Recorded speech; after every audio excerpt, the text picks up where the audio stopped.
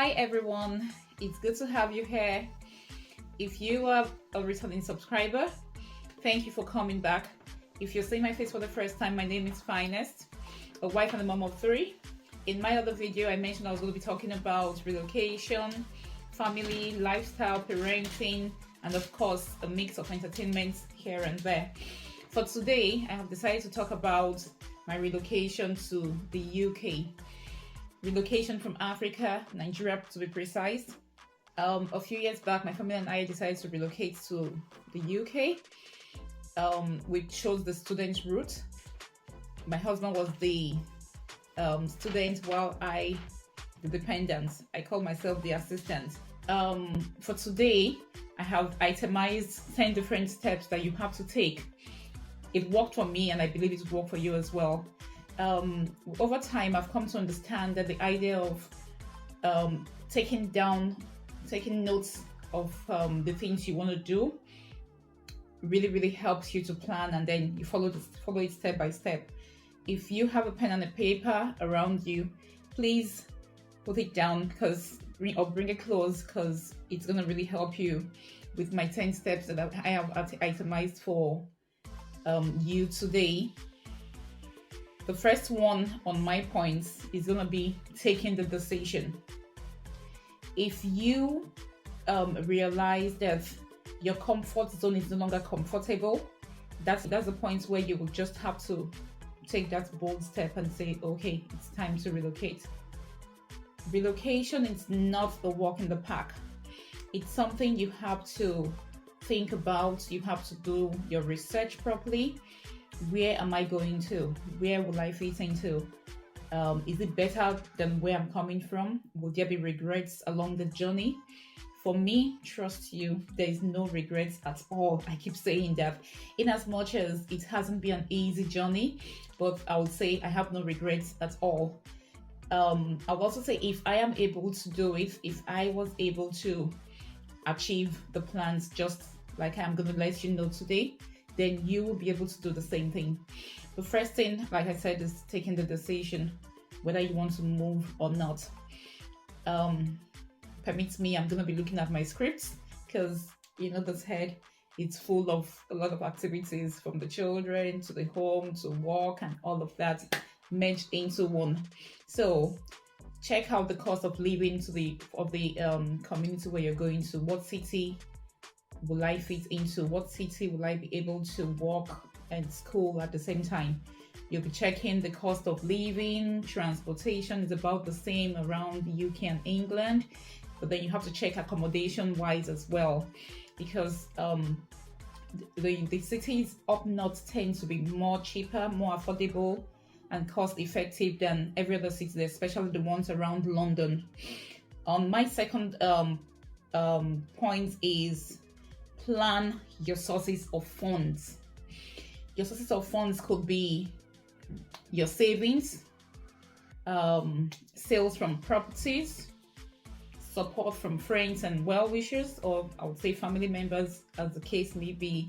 So you need to be sure that you have these resources and the funds in place, because things have become really expensive. And don't forget the part of the exchange rates having to affect the prices of things and the cost you have to pay and incur during your journey to the UK. Third on my list is choosing what route you want to take. I have said earlier, my family and I decided to take the student route because that was what we saw easier for us at that point. But for you have other options. All you need to do is go on the gov.uk sites to see the list of skills. In the school route, you have to decide what school you are going to be able to afford. Looking at the school routes, you have to check if that works for the plan you have projected, because you have to do the course. If it's an MSc program, you have to do the course for a year, a year and 6 months. After that, you have the option of going into of migrating to the skilled worker visa, or you can choose the 2 years post-study visa, which is also available to students after their graduation. For school, there are important things you have to note. the school fees, payment plan if they have any, the cost of living and maintenance in the city where the school is located. Also, some schools have some requirements, some require English tests, some questionnaires, and then also some of the schools require a 28 days proof of funds statement sent to the school, while some schools do not require that. So all you need to do is check what is easier for you. You'll also check how long it takes the school to respond to issuing you cards with which you go for your visa application, and all of that. For the visa application, which is number 4 on my on my list, you need some particular documents to go for that. I think I'm gonna have to do a video on visa application separately, and then another video for getting a school admission. These things are easy. All you need to do is do your research, ask questions, go on YouTube and every other search sites to get more details on things that you need. So for the visa application, you'll be needing your passport, your CAS, your TB certificate, and then marriage certificate for the married ones, and then also you need your letter of consent for your children. Number 5 on my list is getting accommodation sorted. I'll take you back to the idea of children. When you have children coming to the UK, you have to plan for them separately. It's different from when it's just a single student. I'm going to do a list, a comprehensive list for those that are coming with their families, especially with children.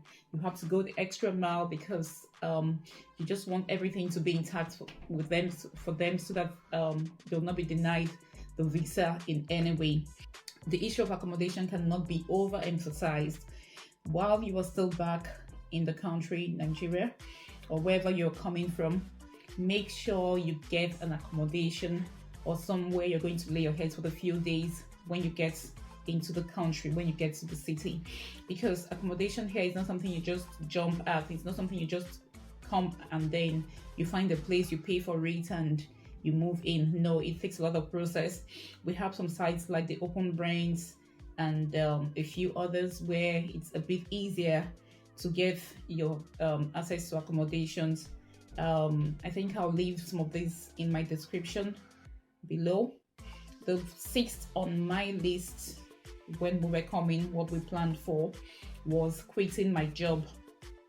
I used to work somewhere in Nigeria with the government, and I was baking as well. That's why I mentioned I was going to have some baking videos on my YouTube channel as well over time. I didn't think those years were worth letting go just like that. So for quitting your job, you need to take your time, follow the procedure.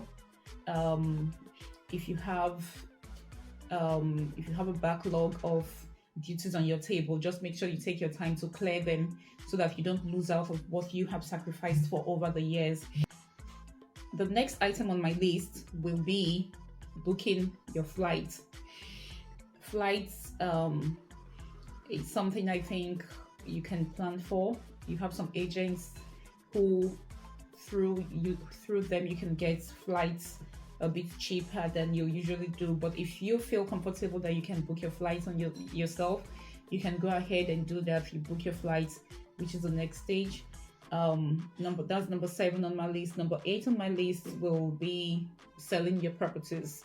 I have to laugh about that because in as much as a lot of persons around you will want you to give them items, but the truth is you need all the funds, you need all the resources, you need all the monies you can put together when you are relocating, because you don't have a ready-made job waiting for you. So by the time you get to where you're going, you need these funds to be able to keep up with your maintenance, feeding, accommodation, transportation, and every other thing, including health. The most important thing for you as a person is also to think about how you're going to maintain your family. I think all of this has been put into the proof of funds stage, where you have to put the amount of money which you need as the balance of your school fees and as your maintenance fee in their account. But for some of us, we know that more is needed. No matter how much you think you have, no matter how much savings you've been able to put together, trust me, the bills in UK are no jokes at all.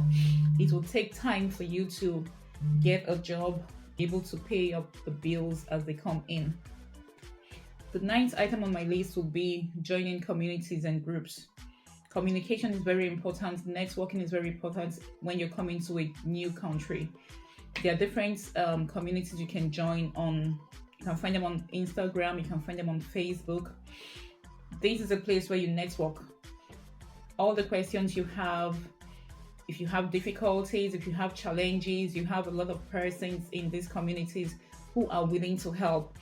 Issues about job, accommodation, and every other question you have can easily be asked in these communities, in these groups, and you get ready-made answers of people who have been there before. Like I would always say, my YouTube channel has been born out of the need to help others who want to journey on the same path.